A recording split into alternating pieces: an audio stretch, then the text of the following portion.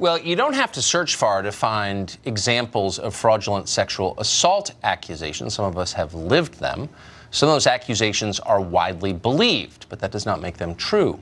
What happens to those who are falsely accused in such cases? Libby Locke knows well. She represented UVA Dean Nicole Ramo after Rolling Stone made the dean a villain in their fake story about a gang rape that never took place at UVA. Libby Locke joins us tonight.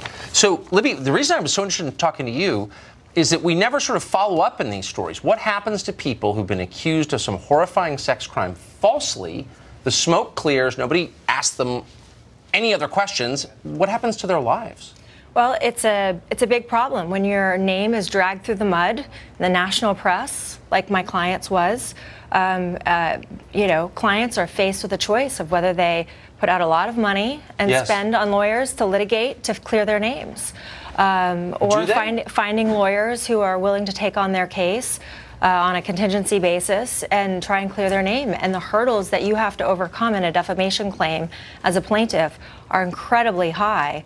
And Dina Ramo, to her credit, she was brave. She brought those claims, and she hired us. We litigated it pretty fiercely, and we vindicated her reputation. But it's not all people who are dragged through the mud have the No, they don't. I mean, the do Duke lacrosse players who were called rapists for 6 months on TV by the morons on cable news, all innocent. And that prosecutor who lost his bar license. That's right. Yep. Mike Nifong.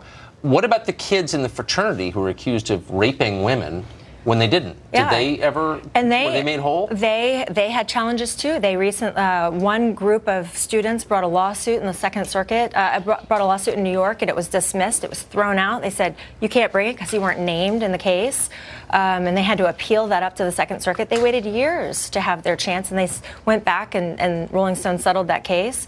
But, it's a long process in litigation. It's unbelievable. Well, 50 years ago, you would have been a liberal hero for doing what you're doing.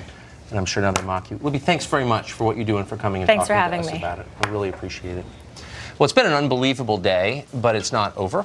Stay right here for continued coverage of Brett Kavanaugh and the hearing that happened today. And, of course, we'll be back tomorrow for the show that is the sworn enemy of lying, pomposity, smugness, and groupthink. We have a special guest on the set tonight. Lying, pomposity. And we have a special present for the guest. The guest, of course, is Sean Hannity. You will recognize. This is our Eric Wemple. Your last guest was great. I can't top. That was a really good interview. This commemorates Eric Wemple, the Washington Post's appearance on our show. And there's a picture of how he responded. I want you to drink coffee out of that and toast to his good health. No! Like a football?